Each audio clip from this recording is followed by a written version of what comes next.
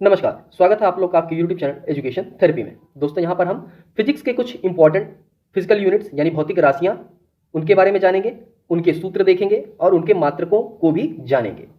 अगर आपने अभी तक चैनल को सब्सक्राइब नहीं किया है तो सब्सक्राइब कर लें, क्योंकि ऐसी ही जानकारियाँ आपको चैनल पर मिलती रहती हैं। तो चलिए स्टार्ट करते हैं।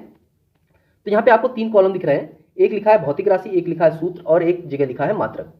तो एक एक करके हम देखते हैं। यहाँ पे है क्षेत्रफल। क्षेत्रफल हम कैसे निकालते हैं? लंबाई और चौड़ाई का गुणा कर देंगे। जैसे कोई खेत है तो उस खेत का हम लंबाई निकाल लेंगे और चौड़ाई निकाल लेंगे, दोनों का गुणा कर देंगे तो हमें क्षेत्रफल पता चल जाएगा। इकाई होती है मीटर स्क्वायर, या इसको हम वर्ग मीटर में भी लिखते हैं। ठीक है, दोनों एक ही चीज़ है, बस लिखने का तरीका अलग है। इसके बाद आते हैं आयतन यानी वॉल्यूम। कैसे निकालेंगे? किसी भी बर्तन का, किसी भी चीज़ का हम लंबाई निकाल लेंगे, चौड़ाई निकाल लेंगे और ऊंचाई निकाल लेंगे और तीनों का गुणा कर देंगे तो हमें आयतन पता चल जाएगा। इसकी इकाई होती है मीटर क्यूब, जिसको हम घन मीटर भी कहते हैं। इसके बाद आता है वेग। वेग मतलब वेलोसिटी। ये होता है फार्मूला इसका, विस्थापन बटे समयांतराल।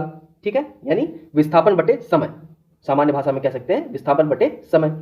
विस्थापन का मतलब किसी दो बिंदुओं के बीच की दूरी एक सीधी रेखा में जो भी है, ठीक है, स्ट्रेट लाइन में जो होगी उसी को विस्थापन कहेंगे।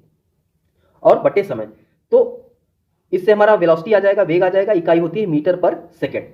इसके बाद त्वरण यानी एक्सीलरेशन, जिसको कहते हैं ना गाड़ी बहुत तेज एक्सीलरेटर घुमाओ, कहते हैं ना बहुत तेज एक्सीलरेटर घुमाता है, तो वही एक्सीलरेशन है, सेम वही चीज़ है। गाड़ी का एक्सीलरेटर घुमाते हैं तभी हमें वेग मिलता है। ठीक, तो त्वरण, इसको हिंदी में त्वरण कहते हैं, इंग्लिश में एक्सीलरेट कहते हैं या एक्सीलरेशन कहते हैं। फॉर्मूला क्या होता है? वेग में परिवर्तन यानी चेंज इन वेलोसिटी अपॉन समय। क्या होता है? चेंज, इसकी जो डिफिनीशन है वो भी यही है, rate of change of velocity in a rate of change of velocity. ठीक है, तो जो वेलोसिटी में चेंज हो रहा है और उसको समय से भाग कर रहे हैं, समय अंतराल में हर एक समय में जो वेलोसिटी में चेंज हो रहा है वही त्वरण कहलाता है। इसकी इकाई क्या होगी? मीटर पर सेकेंड। वेग की क्या होती है? मीटर पर सेकेंड बटे समय है तो सेकेंड। इसको सॉल्व करेंगे तो मीटर पर सेकेंड स्क्वायर, ये देखिए दो यहाँ पे आ गया, इसको यहाँ लिख दीजिए, मीटर पर सेकेंड स्क्वायर होता है त्वरण की इकाई। इसके बाद आते हैं अगला, घनत्व। ठीक है, डेंसिटी, द्रव्यमान बटे आयतन। ठीक है, कहते हैं इकाई आयतन में जितना द्रव्यमान आ जाए, ठीक है, उसको कहते हैं घनत्व, डेंसिटी। तो किलोग्राम ये द्रव्यमान हो गया, और आयतन मीटर क्यूब, आयतन की इकाई मीटर क्यूब होती है, तो इसको किलोग्राम बटे मीटर क्यूब इस तरह से लिखते हैं और यही इसकी इकाई होती है। इसके बाद आते हैं बल, जिसको हम फोर्स कहते हैं। इसका फॉर्मूला होता है द्रव्यमान गुणे त्वरण। इसका जो इकाई होगा वो होगा किलोग्राम मीटर पर सेकेंड स्क्वायर। ठीक है, किलोग्राम मीटर पर सेकेंड स्क्वायर, या इसको न्यूटन भी हम कहते हैं। इसके बाद आते हैं कार्य की इकाई, कार्य वर्क। बल गुणे विस्थापन, कोई भी वस्तु को बल लगाने पर कोई भी वस्तु जितना विस्थापित हो जाए वही कार्य कहलाता है। तो इसकी इकाई क्या होगी?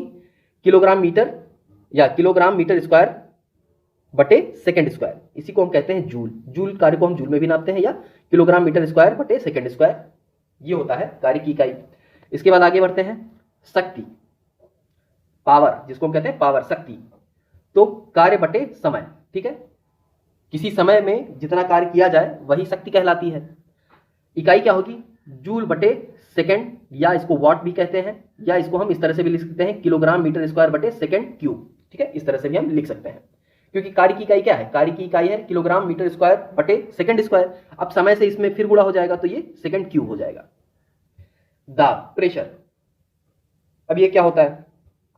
इसका फॉर्मूला होता है बल बटे क्षेत्रफल। इकाई क्षेत्रफल पे लगा बल दाब कहलाता है। ठीक है, किसी दीवार पे हम अपने हाथ से जितना धक्का देते हैं तो वो क्या है? वो दाब है। जितने एरिया में हमारा दीवार को हमारा हाथ जितने दूर में छूता है वो क्या है? उस क्षेत्र पे हम दाब डालते हैं। तो ये फॉर्मूला हो गया। अगर इकाई की बात करें तो पास्कल में भी नापते हैं, पास्कल भी लिखते हैं इसको, और साथ साथ न्यूटन पर मीटर स्क्वायर भी लिखते हैं, या किलोग्राम मीटर या किलोग्राम पर मीटर पर सेकेंड स्क्वायर। ठीक है, इस तरह से भी लिखते हैं, या कह सकते हैं किलोग्राम बटे मीटर गुणे सेकेंड स्क्वायर। ये भी इकाई इसकी होती है। तो ये तीनों इकाइयां हैं, आपको इकाइयां हर तरह की याद होनी चाहिए। हालांकि फार्मूला अगर पता है आपको तो फार्मूले से भी आप निकाल सकते हैं। बल की इकाई रख दीजिए, क्षेत्रफल की इकाई रख दीजिए, आपको पता चल जाएगा। आगे देखते हैं संवेग। ये होता है द्रव्यमान गुणे वेग। इकाई क्या है? किलोग्राम मीटर पर सेकेंड।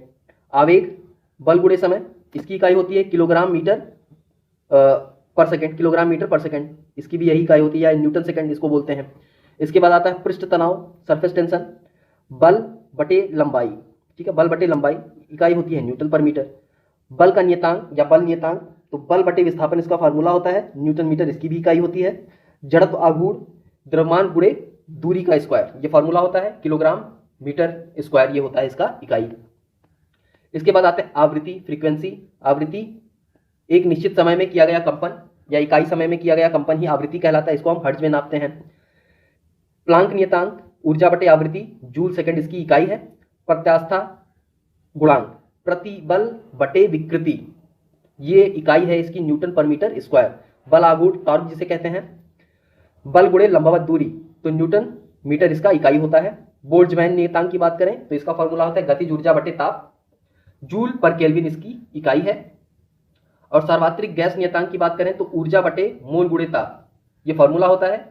और इकाई की बात करें तो जूल बटे मोल केल्विन, ये इसकी इकाई हो जाती है। इसके बाद आते हैं कोणीय वेग, ओमेगा जिसको बोलते हैं, कोणीय वेग कोणीय आवृत्ति, तो इसका फॉर्मूला होता है कोण बटे समय, इकाई होती है रेडियन पर सेकेंड।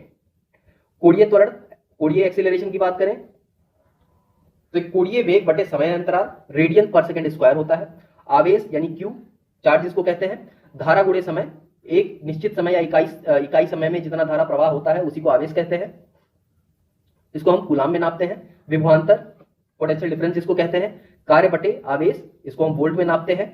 इसके बाद देखिए प्रतिरोध जिसको हम रेजिस्टेंस कहते हैं, विभवांतर बटे धारा, इसको हम ओम में नापते हैं, इस तरह से लिखते भी हैं, इसको सिंबल है इसका, ठीक है। धारिता, इसको हम कहते हैं आवेश बटे विभवांतर, इसका जो फॉर्मूला है आवेश बटा विभवांतर होता है, इसको हम फैरेड में नापते हैं।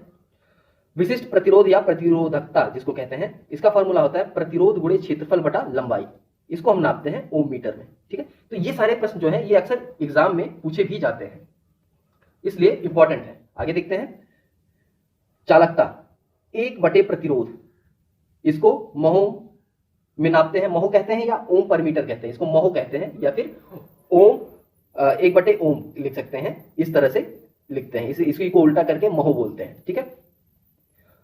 इसके बाद विद्युत क्षेत्र, ठीक है, तो विद्युत बल बटे आवेश, इसका फॉर्मूला होता है विद्युत बल बटा आवेश। न्यूटन कूलाम या वोल्ट मीटर इसकी इकाई होती है, न्यूटन पर कूलाम या वोल्ट पर मीटर इसकी इकाई होती है। विद्युत फ्लाक्स की बात करें, फ्लाक्स मतलब फ्लक्स, विद्युत फ्लक्स कहेंगे। विद्युत क्षेत्र गुणे क्षेत्रफल, विद्युत क्षेत्र गुणे क्षेत्रफल फॉर्मूला होता है, इसकी इकाई की बात करें तो वोल्ट मीटर इकाई होती है। इसके बाद चुंबकीय क्षेत्र, बल बटे धारा गुणे लंबाई, इसको हम नापते हैं टेस्ला में, ठीक है, इसकी इकाई होती है टेस्ला। तो चुंबकीय क्षेत्र नापना है तो टेस्ला में नापेंगे इसको। तो ये कुछ इकाइयां थी, महत्वपूर्ण इकाइयां, अक्सर एग्जाम में ये पूछी जाती हैं, कॉम्पिटिटिव एग्जाम में या आपके जो होम एग्जामिनेशन होते हैं या टीचर्स आपसे वाइवा में पूछ लेते हैं। तो ये कुछ इंपॉर्टेंट इकाइयां थी। उम्मीद करता हूँ वीडियो पसंद आई होगी आप लोग को। वीडियो अच्छी लगी हो तो शेयर करें, लाइक करें और चैनल को सब्सक्राइब करें। तो चलिए आज के लिए